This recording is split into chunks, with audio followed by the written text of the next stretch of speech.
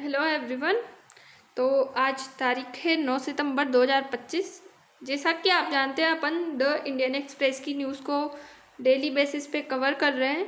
तो उसी तरह आज की हमारी इम्पोर्टेंट न्यूज़ रहने वाली है बारामूला फेज 3, बिहार में आधार को पहचान और नेपाल सोशल मीडिया प्रतिबंध। तो इनके बारे में हम बात करने वाले हैं आज। तो ये है अपने न्यूज़पेपर की कटिंग लगी हुई है कि बिहार में पहचान पत्र के तौर पर आधार को स्वीकार करें। सुप्रीम कोर्ट ने चुनाव आयोग से ये कहा है। तो सुप्रीम कोर्ट का यह फैसला आया है, उसमें जो आधार कार्ड है उसको 12वें दस्तावेज के रूप में मान्यता मिल गई है। इसके बारे में आज हम बात करने वाले हैं। तो सुप्रीम कोर्ट ने 8 सितंबर 2025 को बिहार में विशेष गहन पुनरीक्षण यानी कि एसआईआर के दौरान मतदाता सूची में नाम शामिल करने के लिए आधार कार्ड को 12वें दस्तावेज के रूप में स्वीकार करने का निर्देश भारत निर्वाचन आयोग को दिया है।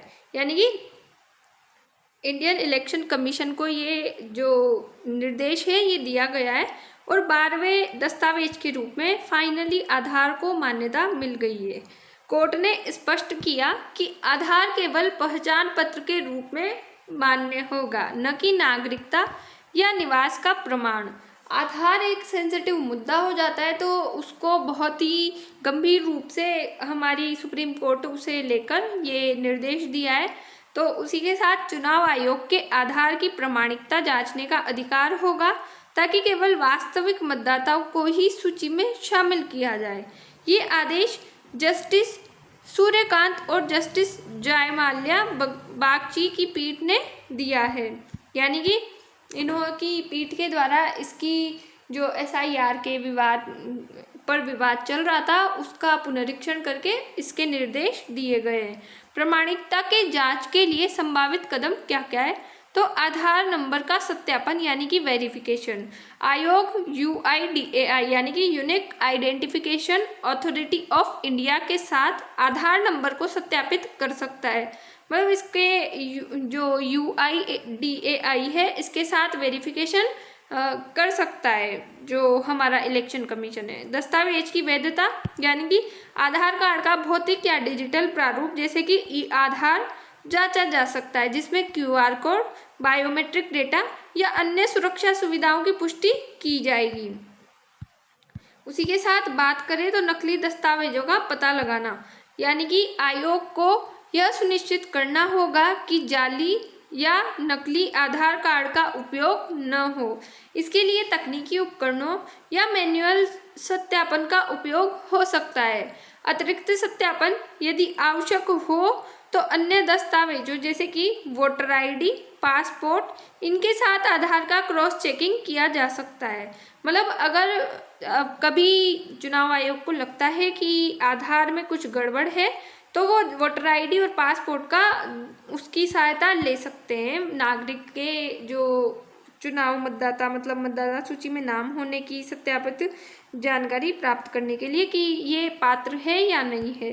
ये प्रक्रिया मतदान सूची में केवल वास्तविक और पात्र मतदाताओं को शामिल करने के लिए अपनाई गई है। जैसे कि अपन जानते हैं कि प्रवास और जो नक्सली है और जो भी बहुत सारी चीज़ें हैं, बांग्लादेश के पास बिहार पड़ता है तो उधर की साइड जो पूर्वोत्तर के एरिया में आ जाते हैं तो वहाँ से बहुत सारे अवैध प्रवासियों की, आतंकवादियों की इनकी गंभीर समस्या होती है। कोई जो नकली वोटर है वो भी वोट देने के लिए जो है पात्र बन के और वो मतदान करता है जबकि वो अपने देश का नहीं है। तो ये फ्रॉड केसेस को रोकने के लिए ऐसे कदम उठाए गए हैं। अब हमारी दूसरी न्यूज़ है, सुप्रीम कोर्ट पैनल ने पेड़ों की कटाई को मंजूरी दी। परियोजना का 1 साल में पूरी होने का लक्ष्य है। तो इसके बारे में जानते हैं हम। जो बारामूला फेज 3 है, फ्लाईओवर परियोजना है, उसको हाल ही में केंद्रीय सशक्तिकरण समिति यानी कि सीईसी से पेड़ों की कटाई के लिए मंजूरी मिल गई है, जिससे पिछले 10 वर्षों से अटकी इस महत्वपूर्ण परियोजना को गति मिलेगी। पर जब आप जानते हैं कि किसी पेड़ को काटा जा रहा है तो उस पेड़ की जगह अगर हम एक पेड़ काटे तो हमें 2 पेड़ लगाने चाहिए, 10 पेड़ लगाने चाहिए, जब जाके पेड़ को काटे तो हमारे पर्यावरण को नुकसान नहीं होगा।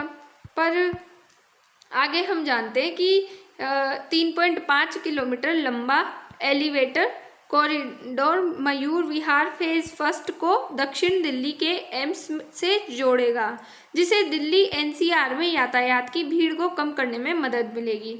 हालांकि हम जानते हैं इससे जो है भीड़ को मतलब उसकी टाइम को मैनेजमेंट होगा, उसका भीड़ का टाइम बचेगा, पर इससे कहीं ना कहीं हमारी प्रकृति को नुकसान होगा। जैसे कि हम जानते हैं दिल्ली को एक बहुत ज़्यादा पॉल्यूशन के मतलब पॉल्यूशन वाली जो हमारी वो राजधानी है, तो वो उसमें बहुत ज़्यादा पॉल्यूशन है। तो अगर ये पेड़ काटे जा रहे हैं तो इससे पॉल्यूशन बढ़ने का जो है दायरा बढ़ जाता है कि पॉल्यूशन और ज़्यादा होने की संभावना है, प्रकृति को नुकसान है इसमें। परियोजना का उद्देश्य क्या है? तो ये कॉरिडोर पूर्वी दिल्ली से दक्षिणी दिल्ली तक सिग्नल मुक्त यातायात प्रदान करेगा, यानी कि किसी भी ट्रैफिक से जो है जनता को जूझना ना पड़े, इसके लिए ये यात्रा प्रदान करने के लिए ये सुविधा देगा। उसके बाद जिसमें मयूर विहार से एम्स तक का सफ़र केवल 20 मिनट में पूरा होगा, यानी कि इसमें समय की बचत भी होगी। पेड़ों की कटाई शुरू में 333 पेड़ों को काटने या स्थानांतरित करने की योजना थी, लेकिन संशोधन के बाद केवल 85 पेड़ काटे जाएंगे जो सूख चुके हैं या सूखने की कगार पर है। 161 पेड़ों को बचाया गया है, यानी कि ये अच्छी बात है कि सूखे पेड़ों को काटा जा रहा है। शुरू में हमने बात करी कि अगर पेड़ कटेंगे तो पर्यावरण को नुकसान होगा, तो उसी के साथ यहाँ पे जो सूखे पेड़ काटे जा रहे हैं तो ये कहीं ना कहीं अच्छी बात है। उसके बाद प्रगति यानी कि परियोजनाओं का लगभग 90% कार्य पूरा हो चुका है और बाकी कार्य जल्दी पूरा होने की उम्मीद है। उसी के साथ हम बात करेंगे कि इस पे लागत कितनी लगी है। तो परियोजना की शुरुआती लागत 964 करोड़ रुपए थी, जो अब बढ़कर 1260 करोड़ रुपए हो गई है। कुछ स्रोतों के अनुसार ये लागत 1500 करोड़ रुपए तक पहुंच सकती है। कुछ जो है सोर्सेज से अंदाजा लगाया गया है। अब इसका लाभ क्या क्या होगा?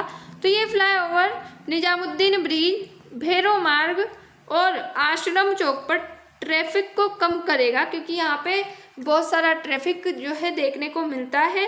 साथ ही सराया काले खां बस अड्डे और निजामुद्दीन रेलवे स्टेशन तक पहुँच को सुगम बनाएगा। गेम चेंजर ये क्यों माना जा रहा है? क्योंकि इससे कनेक्टिविटी जो है बहुत अच्छी तरीके से हमें देखने को मिलती है। ये कॉरिडोर पूर्वी और दक्षिणी दिल्ली के बीच कनेक्टिविटी को बेहतर बनाएगा, जिससे नोएडा और अन्य आसपास के क्षेत्रों से आने वाले ट्रैफिक का दबाव कम होगा। समय की बचत इसमें हमें होगी। यात्रा समय में कमी से लाखों यात्रियों को रोजाना लाभ होगा। यातायात प्रबंधन यानी कि ITO और रिंग रोड पर ट्रैफिक का दबाव कम होगा।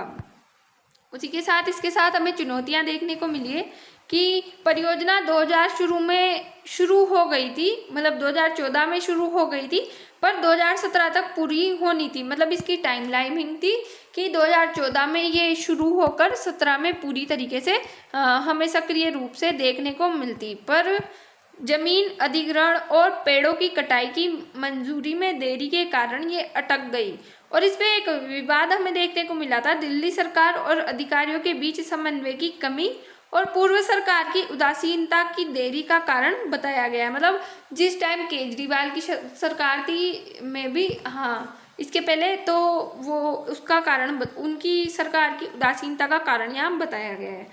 अब हमारी थर्ड न्यूज़ है भ्रष्टाचार और चुप्पी। सोशल मीडिया पर प्रतिबंध ने नेपाल की जनरेशन जेड यानी कि जेन जी को क्यों भड़काया? आई थिंक आप जानते हैं कि जेन जी आजकल बहुत न्यूज़ में होते हैं। हर किसी ना किसी पहली दूसरी न्यूज़ में जेन जी का जो है नाम होता है। तो उसी तरह ये नेपाल में है कि नेपाल में सोशल मीडिया पर प्रतिबंध ने जनरेशन जेड को भड़काने का कारण केवल डिजिटल स्वतंत्रता पर हमला नहीं, बल्कि ये भ्रष्टाचार, बेरोजगारी, सरकारी तानाशाही के खिलाफ लंबे समय से दबी नाराजगी का विस्फोट था। मतलब जेन जी को सोशल मीडिया से कुछ अलग ही लगाव है। जो भी लोग देखें तो उस सोशल मीडिया पे या तो कंटेंट क्रिएटर है या फिर स्क्रॉलिंग कर रहे हैं। जेन जी को इसमें बड़ा मज़ा आ रहा है। एआई, आजकल तो एआई है तो एआई का भी बहुत ज़्यादा प्रचलन इसमें चल रहा है। तो सोशल मीडिया पे नेपाल की जो सरकार है वहाँ के कुछ नियम लागू किए गए तो उन पर जेन जी भड़क उठे। तो 4 सितंबर 2025 को नेपाल सरकार ने फेसबुक, इंस्टाग्राम, यूट्यूब और एक्स यानी कि ट्विटर सहित 26 अपंजीकृत सोशल मीडिया प्लेटफॉर्म पर प्रतिबंध लगा दिया है, क्योंकि ये मंच संचार और सूचना प्रौद्योगिकी मंत्रालय में पंजीकरण कराने में विफल रहे। इस फैसले ने युवाओं में आक्रोश फैला दिया, जो सोशल मीडिया को अपनी आवाज़ उठाने, भ्रष्टाचार को उजागर करने और सामाजिक राजनीतिक मुद्दों पर चर्चा करने का प्रमुख साधन मानते हैं। मतलब जेन जी का मानना है कि ये हम सोशल मीडिया के थ्रू अपनी भ्रष्टाचार को उजागर कर सकते हैं और सामाजिक राजनीतिक मुद्दों पर चर्चा करने का ये हमारा प्लेटफॉर्म है, इस पे हम कुछ भी कर सकते हैं, उनका मानना है। तो इसमें हमें बहुत सारा आक्रोश देखने को मिला है। यानी कि जैसा कि आप जानते हैं, भारत में जब 2020 में गलवाना संघर्ष के बाद टिकटॉक बैन हुआ था और उसके साथ 59 समथिंग कुछ ऐप उन पर प्रतिबंध लगाया गया था, तो जनता में थोड़ा आक्रोश था। पर ऐसे हिंसक जो गंभीर घटनाएं हमें कम रूप, मतलब इतनी ज़्यादा रूप से देखने को नहीं मिली थी। नेपाल में भी कुछ ऐसी स्थितियां हमें देखने को मिली है। सोशल मीडिया प्रतिबंध यानी कि ट्रिगर